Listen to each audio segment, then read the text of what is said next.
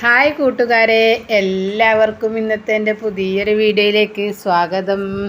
അപ്പോൾ ഇന്ന് ഞാൻ വന്നിട്ടുള്ളത് ഒരു പച്ച ചക്കൻ്റെ റെസിപ്പി ആയിട്ടാണ്. ഒരു വൈകുന്നേരം നല്ല പച്ച ചക്ക കിട്ടിയിട്ടുണ്ടായിനി. അങ്ങനെ അതിനെ ഒരു കണ്ടം കറി വെക്കാനും ഒരു കണ്ടം വേവിക്കാമെന്ന് ഇരിച്ച് അങ്ങനെ ഒരു കണ്ടം മുറിച്ചിട്ട് നല്ലപോലെ കൈയിട്ട് കുക്കറിലിട്ടിട്ട് വെച്ച് അതിൻ്റെ ഒരു പാൻ അടുപ്പത്ത് വെച്ച് കൊടുത്ത് അതിലേക്ക് എണ്ണ ഒഴിച്ച് കൊടുത്ത് എണ്ണ ചൂടായിട്ടാകുമ്പോൾ കുറച്ച് വെളുത്തുള്ളി ഇട്ട് പിന്നെ കറിച്ചപ്പല പച്ചമുളക് നീരുള്ളി എല്ലാം ഇട്ടിട്ട് വഴറ്റി കൊടുക്കുന്നുണ്ട്.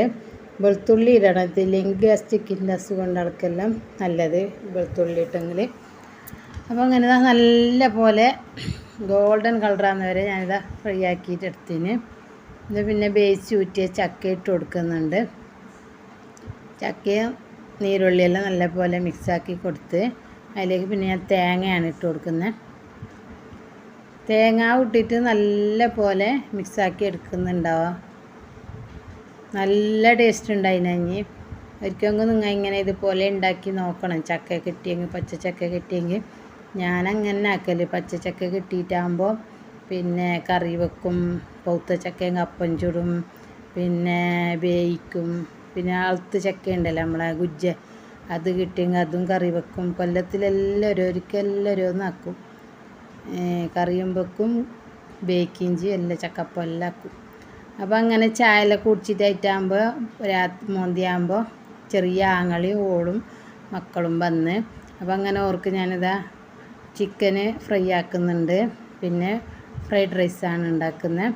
അപ്പോൾ അതിന് വേണ്ടിയിട്ട് ഇതാ ചട്ടി അടുപ്പത്ത് വെച്ച് ചിക്കന് മാരിനേറ്റ് ചെയ്ത് വെച്ച് എന്നിട്ട് ഫ്രൈഡ് റൈസ് ആക്കാൻ വേണ്ടിയിട്ട് കിഞ്ഞ്. അപ്പോൾ അതിന് വേണ്ടിയിട്ട് ഇതാ എണ്ണ ഒഴിച്ച് എണ്ണ ചൂടായിട്ടാകുമ്പോൾ ഇതിലേക്ക് ക്യാപ്സിക്കം, ക്യാരറ്റ്, നീരുള്ളി, പിന്നെ ഇടി കുരുമുളകാണ് ഇടുന്നത്. എൻ്റെ ഇത് പൊടിയില്ലാത്തതിനുണ്ട്. പിന്നെ ഒരു പച്ചമുളക് ചെറുതായി അരിഞ്ഞിട്ട് ഇട്ട് കൊടുത്ത്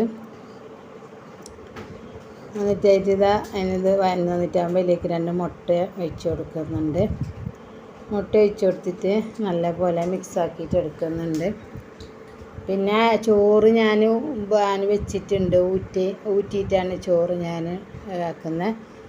അപ്പോൾ അത് അപ്പുറത്തടുപ്പത്താകുന്നുണ്ട്. അതിൻ്റെ വീഡിയോ എടുക്കാൻ എനിക്ക് വിട്ടുപോയി.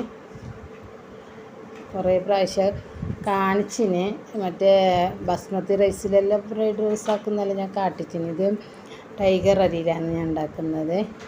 അപ്പോൾ അതിന് ഉപ്പിട്ടിട്ടില്ല, അതിനാവശ്യമായ ഉപ്പിട്ട് കൊടുക്കുന്നുണ്ട്. പിന്നെ ഇതാ കായ്ച്ച കോഴിയിൽ നിന്ന് 2 ഇറച്ചിൻ്റെ കണ്ടെടുത്തിട്ട് ചെറുതായി നുറുക്കിയിട്ട് ഇതാ ഫ്രൈഡ് റൈസിലേക്ക് ഇട്ട് കൊടുക്കുന്നുണ്ട്. എന്നാൽ പിന്നെ ഇതാ ഊറ്റി വെച്ച ടൈഗർ അരിയും ഇട്ട് കൊടുക്കുന്നുണ്ട്. നല്ല ടേസ്റ്റ് ഉണ്ടായിനി. പിന്നെ എനിക്കില്ല മസാലക്കില്ല സോയാ സോസ്, ടൊമാറ്റോ സോസെല്ലാം ഇട്ട് കൊടുക്കാൻ മറന്നുപോയി. അങ്ങനെ ഇതാ ഓർമ്മയായിട്ടാകുമ്പോൾ കുറച്ച് ഒഴിച്ച് കൊടുക്കുന്നുണ്ട്. പിന്നെ മല്ലിച്ചപ്പ് ഇട്ട് കൊടുക്കുന്നുണ്ട്. അപ്പോൾ നമ്മളെ ഫ്രൈഡ് റൈസ് റെഡിയായിടെ. പിന്നെ ഉണ്ടാക്കുന്നത് പത്തിരിയാണ്. പത്തലിന് ഇതവിടെ ബോൾസാക്കി വെച്ചിന്, ചിക്കനിടെ ഫ്രൈ ആക്കി വെച്ചിന്.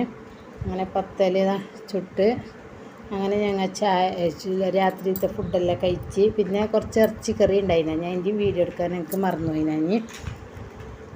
അപ്പോൾ അങ്ങനെ ഞങ്ങൾ പത്തലും ഫ്രൈഡ് റൈസും ചിക്കൻ ഫ്രൈയും ഇറച്ചിക്കറിയെല്ലാം കൂട്ടിയിട്ട് തിന്ന്. പിന്നെ കുറേ സമയം ഇങ്ങനെ ചിരിച്ച് പൊളിച്ച് കളിച്ച് അങ്ങനെ മണി 12 കിടക്കുമ്പോൾ പിന്നെ കിച്ചണെല്ലാം ഒന്ന് കുറച്ചെല്ലാം വൃത്തിയാക്കി പാത്രമെല്ലാം കഴുകി സീറ്റെല്ലാം തോർത്തിയിട്ട് ഞങ്ങൾ കിടക്കാൻ പോകുന്നത്. അപ്പോൾ ഇന്നത്തെ വീഡിയോ ഇത്ര തന്നെ. എല്ലാവരും ഫുള്ള് കണ്ട് സപ്പോർട്ട് ചെയ്യണം. Bye bye.